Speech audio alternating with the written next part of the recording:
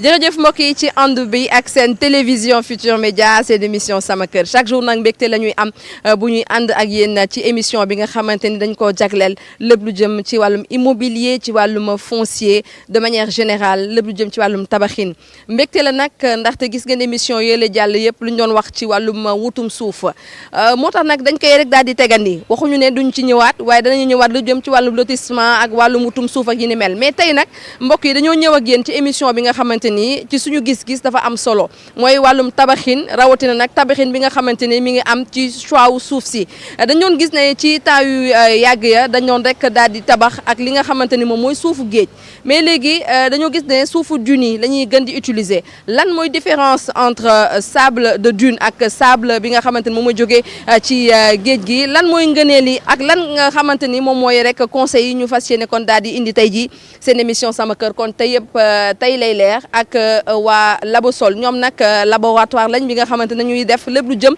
ci wàllum ñàngantum suuf moo tax nag ils sont mieux indiqués pour waxtaanee kon wàllum suuf tabaxin bi waaye aussi choix bi nga xamante nañ ko rek daal di indi ci sable de dune wala sable de mer kon leeral yi ci kanam lay doon ñu ànd ak Alioune Diagne dem fekki kon waa Labosol ñu expliqué ñu lépp luy spécificité jëmee ko kon ci suuf si.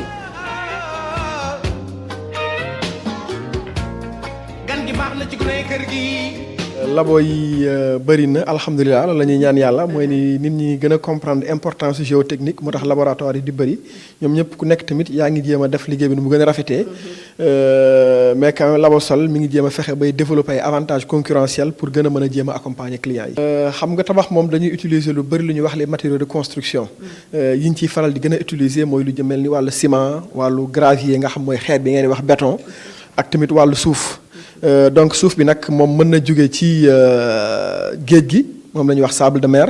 mën na jóge aussi ci dunes yi moom la ñuy wax sable de dune mooy suuf soo xam ni dafay dajaloo foo xam ni amul végétation bu ko téye donc day regroupé wu en dune moom la ñuy wax sable de dune bu ci nekk nag am na ay avantages ak ay inconvénients ndax suuf soosu dafa am lu ñuy xaar ci moom déjà lu njëkk muy nu ñuy définir suuf. sable mooy bépp granulat boo xam ne xeer boo xam ni diamètre am dépassé wul 4 millimètres loolu mooy li njëkk maintenant aussi ci ni ñu koy utiliser ci tabax dafa am fu mu war a jëm mën na jëm ci li ñuy wax ci raax mën na jëm ci li ñuy wax ci dër bi wala boog booy poser ay carreaux mais mën na jëm aussi ci li ñuy wax béton béton mooy ñun li ñuy yéen li ngeen di tuddee béton ñun mooy suñun gravier béton si ñun moom mooy boo jaxasee xeer bi que mu ñuul wala mu weex ak suuf ak ciment ak ndox. loolu la ñuy tuddee béton donc dañuy utiliser foofu lu bëri suuf maintenant nag suuf boobu nag dafa war a am ay caractéristiques yu mu war a satisfaire nekkul suuf bu nekk rek mën nga ko utiliser pour n'importe quel type de construction wala bokk pour béton wala pour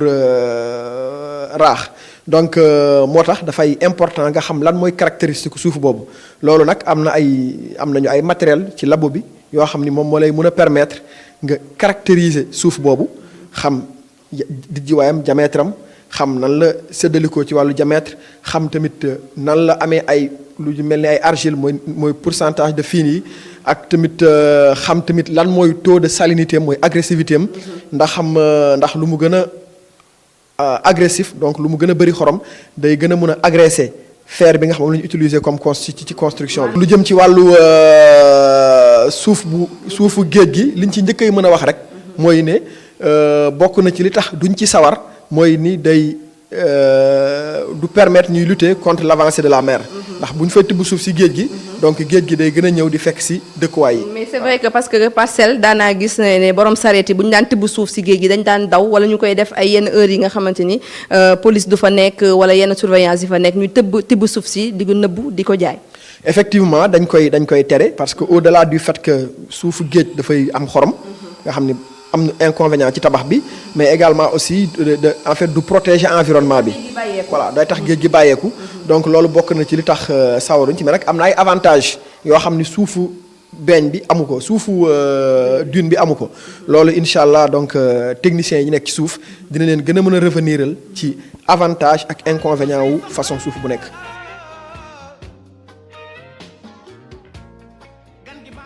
D'abord ñu présenter leen ñaari matériaux yi ñu war a def analyse bi quoi donc sable de mer bi la voilà ak sable de dune voilà maanaam sable de dune bi daal moo gën a taaru. pas gën a taaru booy xool taaru da nga naan sable de mer bi moo gën a taaru mais par rapport ak ngandaayu grain yi ci ngay mën a xam différence bi quoi. léegi seetlu nañ d'après suñu expérience que sable de mer bi mooy gën a rëy que sable de dune bi soo lambee grain yi quoi. maanaam daal bu ñu nee bu ñu ko méngalee ak ñi nga xamante ni ñoom ñooy sunguf maanaam sunguf si moo gën a dijj maanaam suufu kon géej bi moo gën a dijj kon sable de dune bi nga xamante ni sable fin la. voilà c'est ça en plus bu ci ne pour nga mën ko différencier ak moroomam da ngay basé wu ci ay caractéristiques am te pour loolu daa am ay essais yoo xam ni dafa normé yu lay permettre nga mën ci avancer quoi. bii mooy sable de mer bi léegi dañuy koy tamiser pour mën a xam différents diamètres yi nekk ci échantillon bi. mën naa essayer. waaw léegi dañ koy sotti ci tame bi. diamètre bii nii amul ci sa kii mooy 5 bi voilà amul ci sa échantillon. gis nga ni jàpp na benn grain nga peser ko. d'accord. grain bi Alioune Diagne moom la kon tame bi daal di jàpp donc ci grain bi moom la ñu ñëw peser pour xool aussi lan mooy composante kon grain bi ñu jàpp ni voilà même procédure ba egg ci suuf. d'accord même procédure ba yegg ci suuf mais léegi est-ce que mën nañu gis résultat bi ci suuf. foog nga continuer essayer du bii rek moo lay permettre pour nga joxe sa conclusion définitive il faut que nga def yeneen essai ba léegi nga boole yëpp synthétiser pour mën a tirer comme conclusion ba xam baax na ou pas. léegi yéen lan ngeen di conseiller par exemple ñi nga xamante ñoom ñooy tabax te ñu ci gën a bari Sénégal il faut le reconnaître du ñu daal di jël service wu laboratoire de sol yeeg yi ni mel tey lan nga leen mën a conseiller par rapport ak li ñu gis nii ci suufu géej bi. li ma leen njëkk a conseiller d'abord mooy ñuy jël service su laboratoire yi. loolu mooy conseil bi njëkk. maintenant bu loolu weesoo mooy ni ñu xam rek ne am na problème yu bari ñuy gis ci tabax yi li koy indi moom mooy ñàkk a def analyse yooyu donc analyse yi moo lay permettre en fonction bépp suuf boo mënta am nga xam baax na wala baaxul bu dee baax na alhamdulilah nga avancé bu dee baaxul nga xam ñu dinañ la wax aussi nan ngay def ba améliorer ko pour mu baax parce que loolu moo am solo. voilà lan ngay def ba améliorer ko am na yoo xam ni bu dee dafa sew ba mu ëpp da nga ci yokk yenn suuf yoo xam ne ñoo xaw a gën a dijji bu dee dafa xaw a dijji ba mu ëpp da nga koy mélanger ak yoo xam ne ñoo gën a sew en fonction fi nga ko jëmale. gis nañ léegi sable de mer bi nu ñu ko sottee ak li nga xamante ni téye nañ ko ci mais généralement dañuy wax ne sable de mer bi lan moo tax ñu ko doon gën di utiliser mooy dafa am coquillage te coquillage day gën a dëgëral bâtiment. différence bi entre sable de dune ak sable de mer il faut ñu mën a def différence bi léegi par rapport ak sable de mer boobu day am loo si lu ñuy wax langage abusif maanaam boo xoolee lu ñuy jël nii sable lu nekk ci plage bi la lu nekk ci littoral donc abusivement dinañu naan sable de mer mais dans ce cas sable marin exploitation bi extraction bi boo xoolee ci géej gi lay doon à travers ay système ak dispositifs yu approprié mais caractéristiques yi ak sable de plage bi presque lépp benn la ci wàllum doom yu ko composé nu ñu toll mooy granulométrie bi dijj bi waaw léegi coquillage yu si ne ay éléments la dëgg la yuy favoriser comportement am waaye il faut tam ñu koy saytu daanaka parce que mën na toj te bu tojee day libérer ay poudre doom farine bi nga xamante ne mën na am ay réaction chimique wala comportement boo xam ne day poser problème mais par expérience ci analyse yu ñuy def sable de mer bi moo gën a grossier donc c'est très approprié recommandé pour tabax mais peut-être surtout pour béton parce que comme sunu directeur nu mu ko waxee il faut nga xam suuf si ngay utiliser fan nga ko jëmee ndax béton la wala enduit la wala mortier mais globalement problème buy gën a posé wu mooy ci wàllum béton ci cadre boobu sable de mer ou sable marin c'est très recommandé parce que granularité bi di jaay bi mais tout en sachant que day am xorom lu ñu naan ay salinité ay chlorure te donc paramètres chimiques yooyu foo ñu saytu ko tout en sachant que loolu aussi am na ay dispositifs modernes maanaam dañuy traiter sable extrait bi waaw raxas ko wala par égouttage donc loolu yëpp boo ko respecté mën nañu ne am nga suuf soo xam ne muy sable de marin bi apte na pour liggéey wàllum béton. ci kaw ñu def ci yenn réaménagement sax lay wax parce que xam nga ne voilà traitement parce que bu ñu jëlee suuf si xaw a dindi xorombeeg yooyu il faut ñu mooy li nga xamante ni moom mooy seen jàngat bu ñu ko defee dina mën a dëgër ci bâtiment. tout à fait parce que xorom si lu ñu naan salinité entre autres ak yeneen chlorure yooyu day attaquer lu ñu naan fer bi day créer corrosion et donc sa durabilité ouvrage wala bâtiment tabax dootul am li nga ci doon xaar donc il faut loolu ñu bàyyi ci xel. dama dégg benn entrepreneur DG mu ne moom sable de dune bi lay utiliser parce que boobu bu ko utiliser c'est sûr que ni ko tabaxam dina dëgër. comme ni ko Mamadou waxee il faut d'abord ñu xam fu ñu ko jëlee xam nga bu dee da nga ko utiliser pour raax xam nga suuf dinañ ko utiliser pour raax est-ce que kuy raax da ngay wut lu dëgër kuy raax da ngay wut lu liis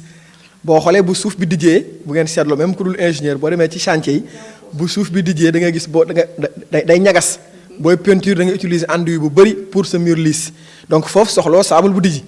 mais bu dee pour béton par exemple comme ni mu ko waxee nga xam ni mooy boo mélangé xeer bi ak suuf bi ak ciment bi ak ndox mi loolu nga xam ne dañu koy def ci li ñuy wax élément de structure yi yenn saa sax nga def ci fer pour mu gën a dëgër xam nga loolu foofu kon lu dëgër ngay wut. dans ce cas là mën nga ni ci wàllu dëgëraay bi et puis tamit il faut que xeer bi ak suuf bi ñuy frotté wante ndax bu ñuy frotté wante bu dee suuf bi dafa liis nga xam ne kon du frotté wu ak xeer bi kon du dëgër mais bu dee nag dafa grossier day am frottement boobu nag foo koy mën a amee mooy suuf bi nga xam ne suufu géej la nga xam ne sax yenn saa sax far mu rax coquillage donc loolu da koy gën a dëgëral mais nag comme ni mu ko waxee sànq wutum dëgër boobu aussi tamit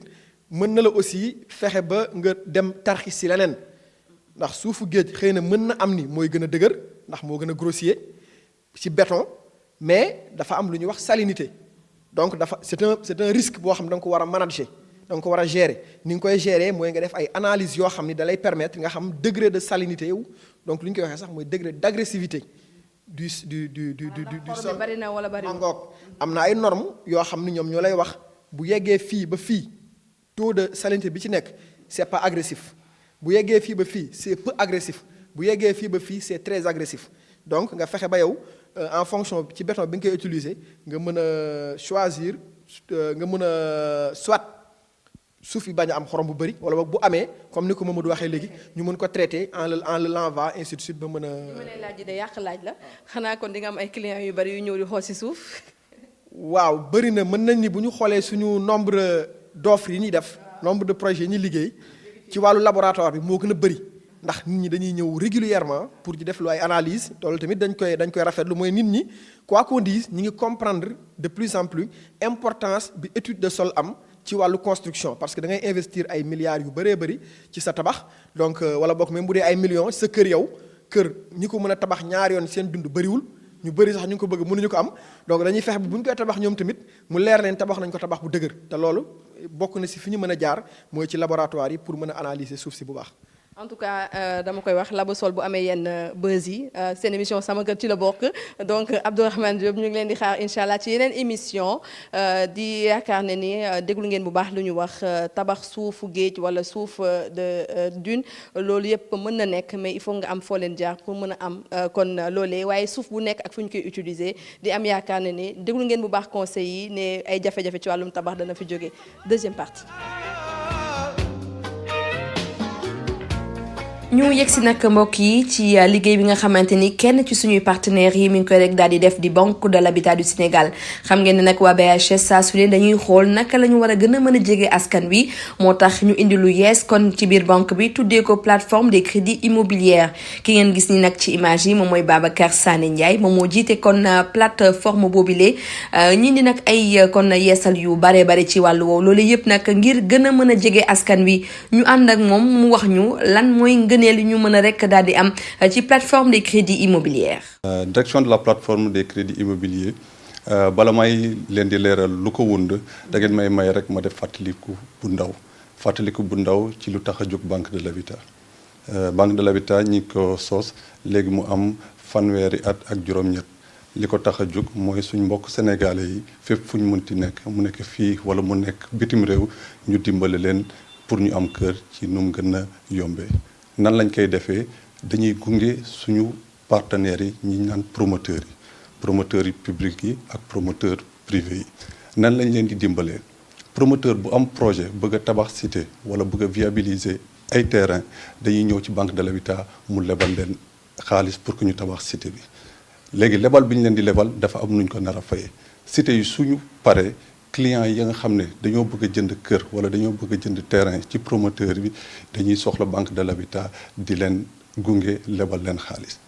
njiitu banque bi nag ne pour que promoteur yooyu xaalis bi ñu ameel ñu fay ñu ko nu mu gën a gaawee ak suñu clients yi mën a yegg ci crédit yi nu mu gën a yombee dañ ne léegi dañ créer benn direction bu bees bu ñu tuddee direction de la plateforme des crédits immobiliers direction boobu ci gàttal moom mooy étudier bépp client bu bëgg a jënd kër ci promoteur wala mu jënd kër ci coopérative wala mu bëgg a jënd terrain ci promoteurs yi promoteurs yi nga xam ne aussi lebaluñ leen xaalis te ñu agréé leen agrément mooy lan mooy promoteur bu bëgg a tabax cité te soxlawul banque de l'habitat lebal ko mu am xaalisu boppam client bu bëgg a jënd terrain wala kër ci moom direction de la plateforme des crédits immobiliers moom mooy étudier dossier direction mi ngi ci surtout Zénith mais am na aussi benn agence bu bees bu direction générale créée ñi ngi koy tuddee espace immobilier et espace conseil espace immobilier espace conseil mi ngi léew agence bu ñuy tuddee agence Léopold Sédar Senghor dafay lu bees parce que dafa wuteeg yeneen agence yi ñi koy tuddee sax agence non bancaire pourquoi agence non bancaire soo xoolee yeneen agence yi soo bëggee déposer xaalis mën nga dem déposer ji fa xaalis soo bëggee retirer mën nga dem retirer mais agence boobu direction générale dañ ne nañu def benn nouveauté ci lan agence bi lu ko tax a jóg mooy di xelal clients yi ci seen bépp soxla ci mbirum kër ak mbirum banque ci mbirum kër su dee da nga bëgg a jënd ci promoteur yi nga bëgg a ñëw banque de l'habitat soo demee ci agence boobu noonu dinañ la xelal calculer la li nga mën a am wax la dossier yi nga bëgg yi nga war a déposer pour mën la gunge ci sa mbébétu kër su dul loolu aussi soo bëggul jaar ci promoteur yi parce que quand même il faut que ñu fàttali ne du lekk clients yi nga xam ne dañuy jënd ci promoteurs yi la ñuy accompagner client mën na am terrain mel na yow nga bëgg koo tabax soo ñëwee ci banque de l'habitat su ko étudier mën nañ la lebal nga tabaxal sa bopp terrain wala nga bëgg a jënd kër ba nga xam ne sa mbokk wala sa xarit moo koy jaay agence boobu noonu day xelal client yi client bu bëgg a ñëw ci banque de l'habitat lépp loo bëgg dañ lay gunge xelal la ba sa dossier mag agence boobu noonu jël ko déposer ko ci banque bi ñu étudier ko soo bëggee ubbi compte aussi soo fa demee mën nañ la gunge nga ubbi compte képp ku dul sax client BHS nga bëgg a xam BHS soo demee ci agence bi même soo amee réclamation dañ jël en charge sa mbëbët ba mu sotti bépp client ba nga xam ne da ngaa bëgg tey jii ni am soxla ci kër yu promoteur yi di jaay muy promoteur privé yi wala promoteur public yi muy SICAP HLM soo fi ñëwee lépp loo soxla ci information dinañ la ko jox soo amee dossier aussi dañ la ko étudier ba mu sotti incha allah. espace immobilier bi ni ma ko waxee dafa bokk ci direction de la plateforme des crédits immobiliers nouveauté bi rek mooy espace immobilier bépp soxla bu client bi am ci banque bi de manière générale suñ fa demee dinañ leen jox information yi ñu soxla mais ci direction de la plateforme bi la bokk ñoom aussi comme nañ koy defee dañuy étudier dossier promoteurs yi ak coopératives yi ñëpp ñu bëgg a jënd ci ñoom. Merci à la Sococim pour cette page de publicité dañuy desandi ak Sococim ndaxte ku wax mbirum suuf wax lu jëm nag ci tabaxin bu dëgër nga wax aussi ciment Sococim xam ngeen ne Getran Immo bokk nañu ci ñi ñëkk a gëm kon pôle urbain bu Diamniadio moo tax nag ñu tabax fa yu baax a baax waaye ci tabaxin boobu nag dañ cee ànd ak partenaire bu am solo di nag waa Sococim dañuy dem ànd ak ñoom xool lan la ñu gis ci ngëneel ci Sococim industrie ba lëkkaloo ak ñoom ngir mën a def liggéey gu ci ay boobu. salaamaaleykum ñu ngi leen di wax dal leen jàmm fii ci chantier Getran ci pôle urbain de Diamniadio tey nag dañu ñëwoon pour waxtaan ak yéen ci par rapport ak qualité ciment Sococim bu ñu waxee bâtiment xel day dem ci structure te structure tey bu ñu ko dee wax dafay nekk li ñu naan alliage ciment sable gravier ak à la limite fer bu ñuy wax béton armé te tey mélange boobu ciment daf ci di jouer rôle bu am solo ba tax na tey ñun ñu ngi taamu liggéey ak ciment Sococim ndax qualité bi ñuy indil ci liggéey bi. tey yéen a ngi gis sama gars yi ñu ngi nekk nii di raax benn bâtiment te tey ñu ngi utiliser ciment Sococim ndax qualité bi ñu am ci liggéey bi tey comme li ko tubaab bi wax c'est l'expérience qui fait la différence par rapport ak qualité bi vraiment qualité ciment bi am nañ ci daal